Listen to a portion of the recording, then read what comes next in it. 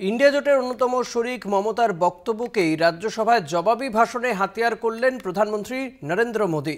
40 আসনও পাবে কিনা সন্দেহ বলে মমতার সুরে কংগ্রেসকে খোঁচা মোদির। জোটকে কটাক্ষ করে লাগাতার হাত শিবিরকে নিশানা করেন প্রধানমন্ত্রী। সমস্ত রিজিওনাল পার্টিকে ঐক্যবদ্ধ করে এক জায়গায় দাঁড়াতে কংগ্রেস তুমি তো একা পারবে না, তুমি 40টা সিট পাবে কিনা আমরা জানি না, সারা ভারত 300টা সিট লড়ে। আজ তোমাদের এত অহংকার। বাংলায় জোটে নাজেহাল কংগ্রেস। ইন্ডিয়ার শরিক তৃণমূলের একলা লড়াইয়ের বার্তায় অস্বস্তিতে হাত শিবির। এরই মধ্যে মমতা বন্দ্যোপাধ্যায়ের বক্তব্যকে হাতিয়ার করে কংগ্রেসকে বিঁধলেন প্রধানমন্ত্রী নরেন্দ্র মোদি। বুধবার রাজ্যসভায় জবাবি ভাষণের শুরু থেকেই প্রধানমন্ত্রীর নিশানায় কংগ্রেস। বলেন, ভোটের আগেই ইন্ডিয়া জোটে চ্যালেঞ্জের মুখে কংগ্রেস, আর সেই চ্যালেঞ্জ এসেছে বাংলা থেকে। पश्चिम बंगाल से आपको जो चैलेंज आई है,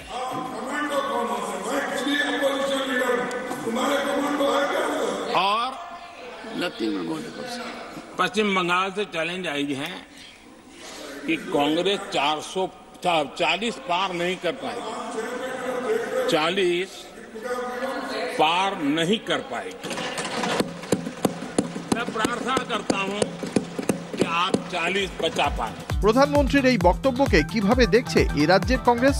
একটা কথা উনি যেটা বলেছেন তৃণমূলের রেফারেন্স টেনে, আসলে তৃণমূল আর ওনার কথার মধ্যে কোনো তফাৎ হয় না, কারণ রাজনৈতিক ভাবে তাদের পড়াশোনাটা তো একই আরএসএস এর স্কুলে।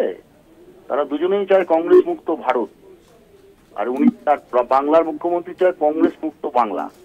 ফলে একই ভাষায় কথা বলবে, একই সুরে কথা বলবে, একই রকম কথা বলবে, এই তো সব। তাতে আমাদের কিছু এসে যায় না। ভারতবর্ষের মানুষ তার দৈনন্দিন জীবন জীবিকার উপরে, তাদের অভিজ্ঞতার উপরে ভোট দেবে। জোটের এই টানাপোড়েনে রাজনৈতিক ফায়দা লুটতে চাইছে বিজেপি। নরেন্দ্র মোদীর নাম শুনলে, তার কাজ শুনলে কংগ্রেসের মাথা খারাপ হয়ে যায়। কংগ্রেস যে কাজগুলো করতে পারেনি, সেই কাজগুলো নরেন্দ্র মোদীজি করছেন। ইন্ডিয়া জোটে শেষ পর্যন্ত কে থাকবে তা নিয়ে সংশয় রাজনৈতিক মহলের। উত্তরপ্রদেশ, বাংলা, দিল্লি, পাঞ্জাবে কিভাবে হবে আসন রফা? জোট শরিকদের মধ্যে এই মত পার্থক্যের মধ্যেই কংগ্রেসকে অল আউট অ্যাটাক মোদির। কলকাতা টিভি।